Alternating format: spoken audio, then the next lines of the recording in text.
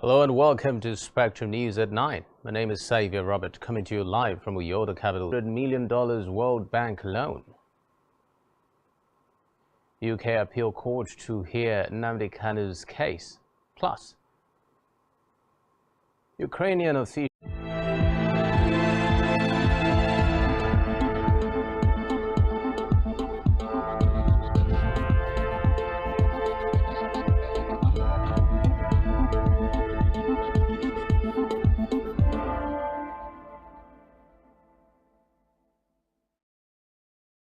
First in the news tonight is Nigeria's leader, President Muhammadu Buhari, who has sent a letter to the Senate seeking approval to take a loan to the tune of $800 million from the World Bank to cushion the effects of subsidy removal. This follows the federal government's April announcement of an 8 palliative measures.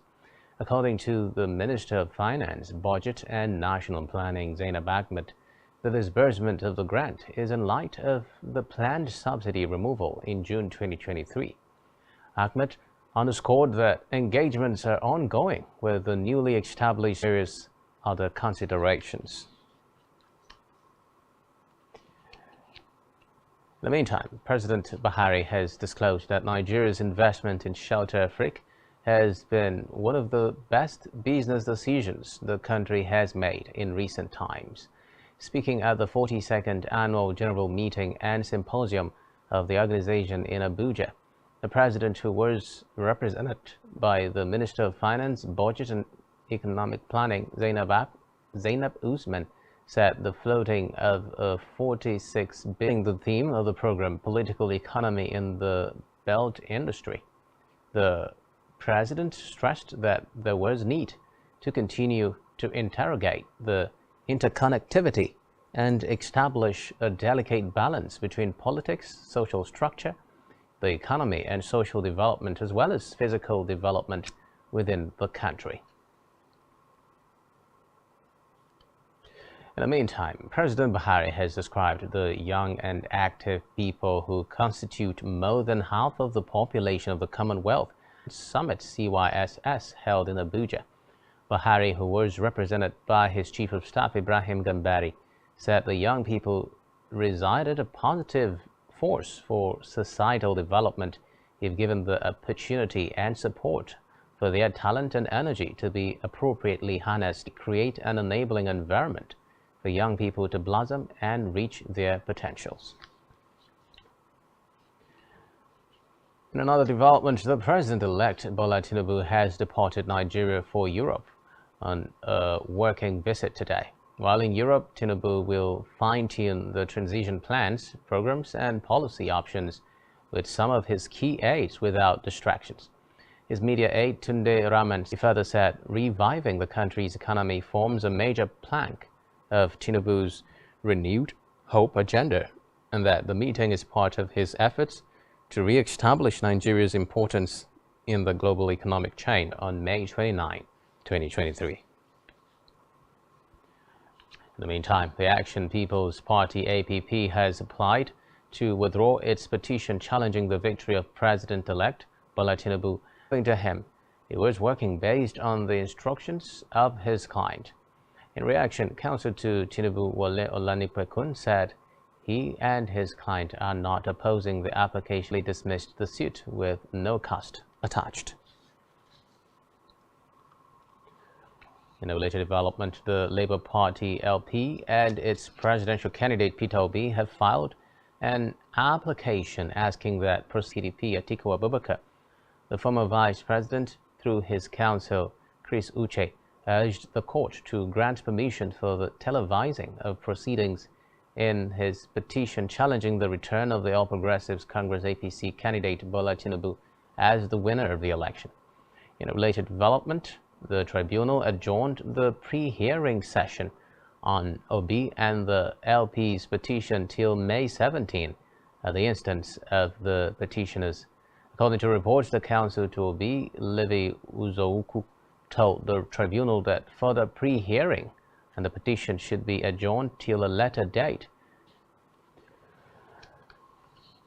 Elsewhere, barring any last-minute change, the United Kingdom Court of Appeal will hear the case of Nnamdi Kanu. The court had initially ruled that the ground for appeal raised important issues. Kanu's special counsel, Aloy Ejimako, disclosed the scheduled date for Afra and arraigned in court to continue his trial. Despite the courts discharging and acquitting him, the Nigerian government has refused to release Kanu. The judiciary now ruling today said the NBC lacked the judicial powers to impose penalties. He also gave an order of perpetual injunction restraining the NBC from imposing fines henceforth on broadcast stations in the country and set aside the 500,000 naira fines imposed on March 1, 2019 on each of the 45 broadcast stations. Justice Omotosho held that the NBC, not being a court of law, had no power to impose sanctions as punishment on broadcast stations that vested judicial power in the court of law. He said the court would not sit idle and watch a body imposing fines arbitrarily without recourse to the law.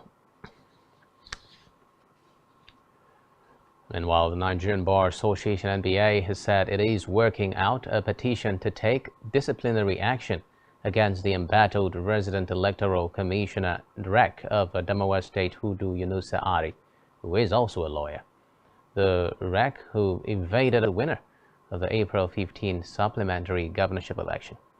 The chairman, section of Public Interest and Development FIDO of the NBA, Monday Ubani, who spoke with Newsman today, said the NBA is planning to take a petition against him as a member of the bar.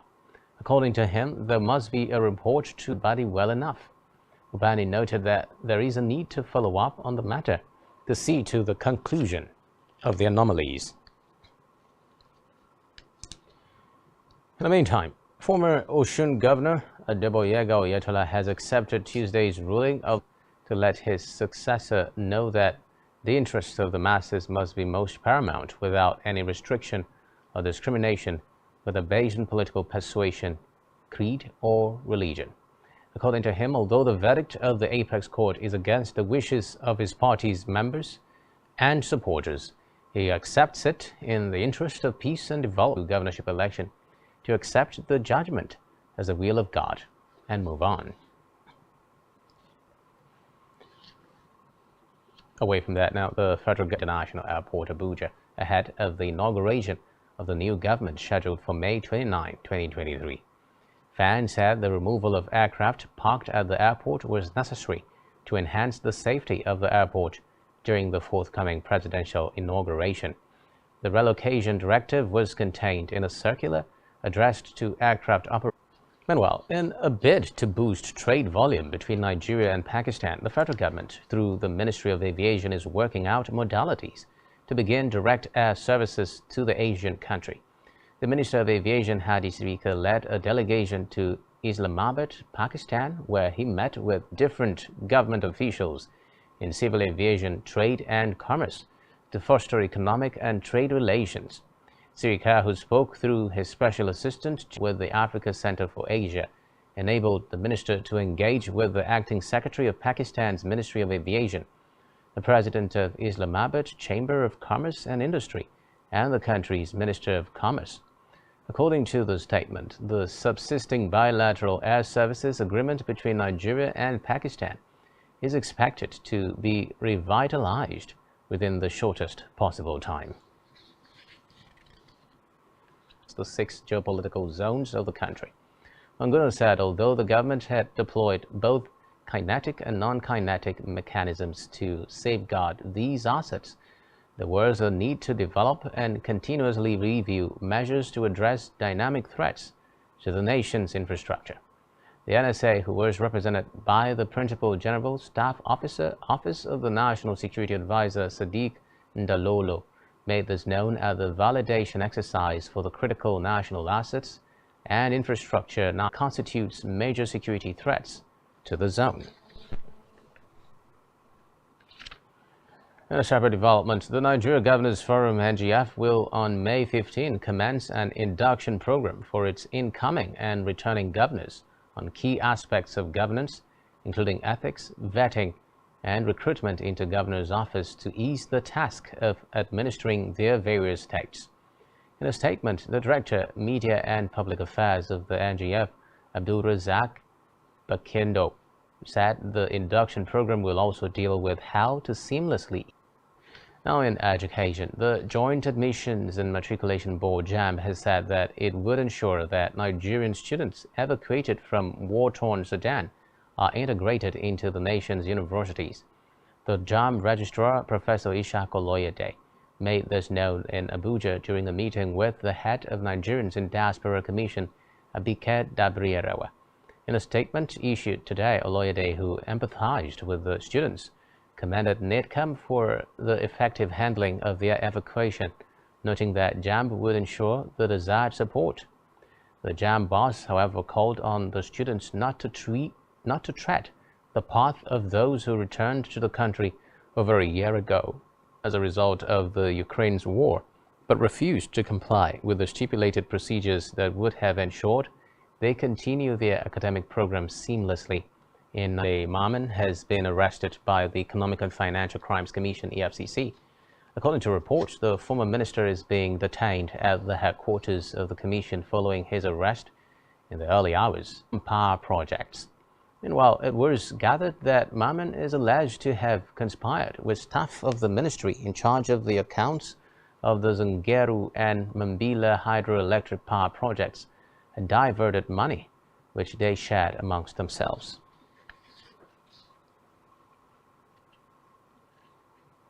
Still to come in the news.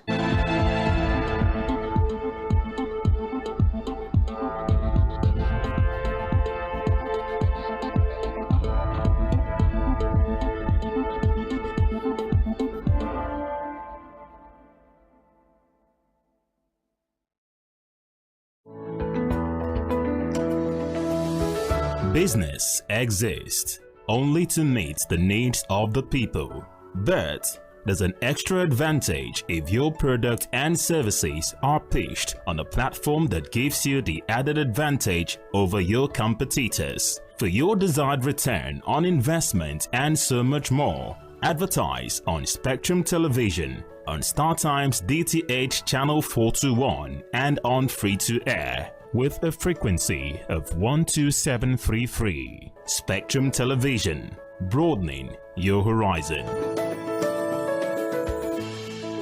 Africa is shaping its own destiny and should be referred to as the African opportunity. On Spotlight Africa, we paint the African picture the African way, laced with truth, detail, and the color of the African continent. Join Uyai Anyekan every Tuesday and Thursdays at 4:30 p.m. Spotlight Africa, telling the African story. Every society is premised on the quality of relationships forged by its inhabitants. The health of these relationships determines how well people, relationships, organizations thrive and how long they stick together. Join Uyai Anyeken on Connect every Wednesday from 6 p.m. to 6:30 p.m. and on Sunday 2:30 to 3 p.m. on channel 421 on Star Times to catch all the conversations, interviews, real stories, and how to navigate relationships and family life in the 21st century. Real people, real faces, real stories. Connect live on Spectrum Television. Nigerian police, which is the only one allowed by grossly abused. Our governors have to share police powers with the president as stipulated by the constitution. We do not have a federal government police force. We have the Nigerian police force, which shall be administered, organized, and supervised by the Nigerian police force. No, my lord, I want to say something. I want to say something here. Perhaps it might also enlarge the scope of people who should be invited here for examination. My lord, if we cannot find those who literally murdered Abiola, who are those people who could be said to be the beneficiaries of the death of Abiola? Rogers has linked you with some of the killings he did. He never did. He linked you with the attempted murder of Hebrew. He did not. My lord, the matters council is there. I'm just reminding your lordship. My lord, sorry, my lord, I think I'll be in cross-examination. Legally Speaking, a program that deals with legal issues and questions we face as citizens of this amazing country, Nigeria. Legally Speaking. Join us every Friday from 5 p.m. to 6 p.m. for Legally Speaking.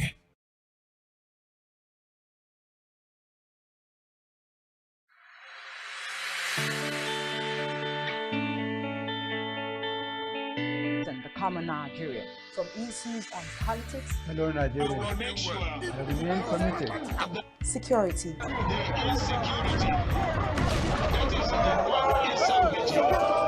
education, health, lifestyle, and so much more. Join Janice Kobum and Uyai Anyeken every weekday from 7 a.m. to 9 a.m. on Rise and Shine Daily, exclusive on Spectrum.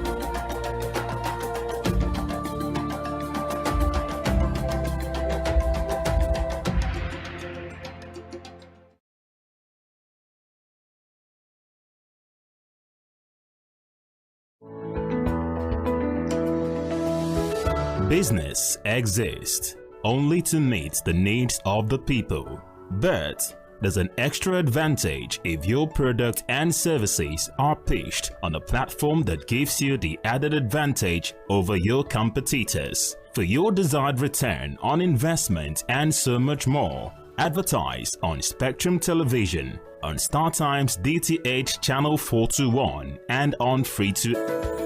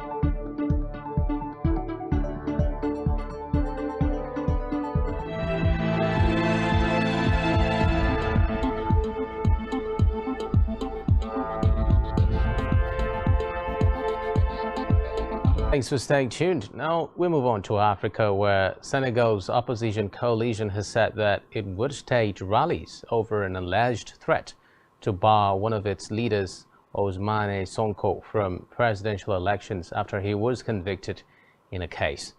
Reports say his possible elimination would significantly alter the contest and followers to turn out in force for an already scheduled rally due this Friday and for another protest a week later, on May 19. Recall that Sonko was on Monday handed a 6-month suspended term. Three Rapid Support Forces (RSF) have reportedly accused the Sudanese armed forces of launching airstrikes against the country's old presidential palace in the capital, Khartoum. Meanwhile, the paramilitaries said they would reply decisively. According to reports, the old Republican Palace is located along the Blue Nile River, near the current premises that were inaugurated. In firing tear gas in the capital, Conakry. Reports say groups of young people were hurling stones at officers and burning barricades. According to reports, at least 10 people were injured in the confrontations. Demonstrations also took place in the northern town of Labe and in Nzerekore in the southeast. And while an alliance of opposition parties, trade unions and civil society groups called for peaceful demonstrations today and tomorrow. In the meantime, Tanzania has opened a milestone for the country's health sector, and the unit will focus on treating patients with sickle cell. Very few countries in Africa offer bone marrow transplants. Only Algeria, Egypt, Morocco, South Africa, and Tunisia have similar treatment programs. Sickle cell is an inherited disorder, and most cases are found in sub-Saharan Africa. It is caused by a faulty gene that affects how red blood cells develop, and the condition can cause severe pain and organ failure. A bone marrow transplant replaces bone marrow with healthy cells. Former Rwandan military policeman Philippe Hategekimana has gone on trial in France, where he lived under an assumed identity for many years for alleged crimes committed during the 1994 Rwandan genocide. Hategekimana obtained refugee status in France and fled to Cameroon in 2017 when he heard a complaint had been filed against him.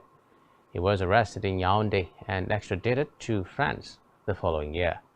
According to the 170-page indictment seen by newsmen, he is accused of actively participating in the killing of hundreds of ethnic Tutsis while working as a senior gendarme in Nyanza, a town in the south of the country.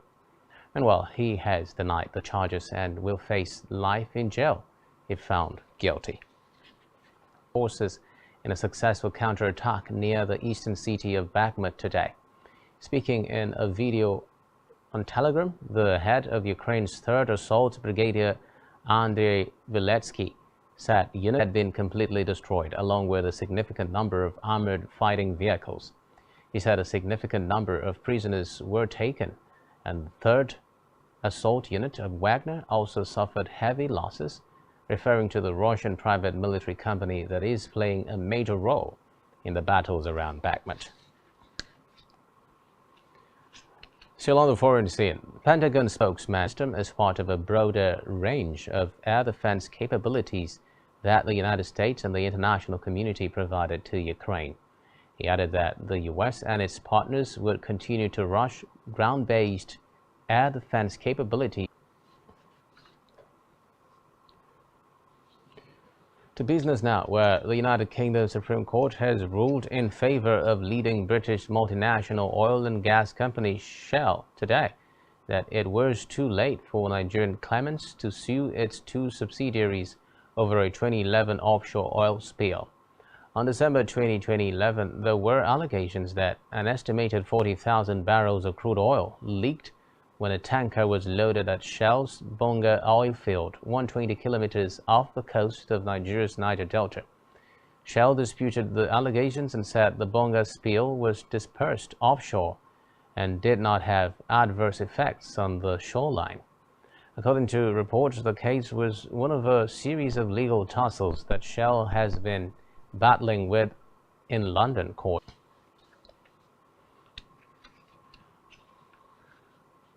Still in business, the Under Secretary General for Policy, the Executive Office of the United Nations Secretary General, Guy Ryder, says trade is a key means of implementing the 2030 Agenda.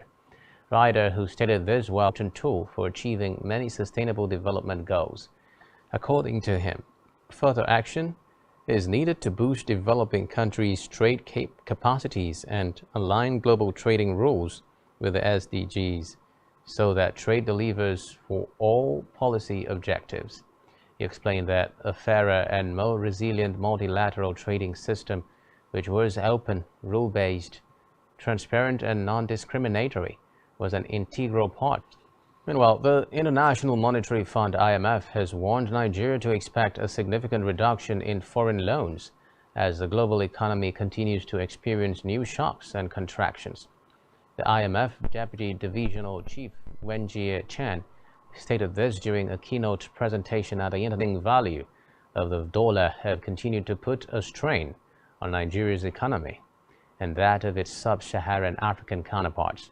She noted that due to the uncertainty surrounding the global issues confronting the Nigerian economy, Chan said the IMF's policy advice to Nigeria is based on 4 key policy priorities: fiscal policy, monetary policy, exchange rate policy, and structural reforms. Still to come in the news.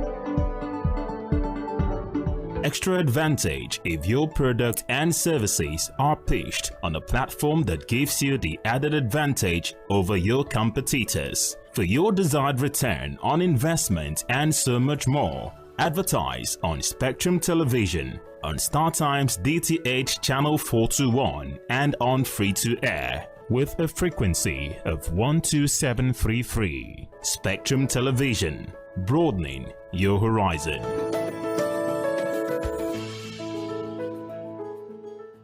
One truth, not often. On Spotlight Africa, we paint the African picture the African way, laced with truth, detail, and the color of the African continent. Join Uyai Anyekan every Tuesday and Thursdays at 4:30 p.m. Spotlight Africa, telling the African story.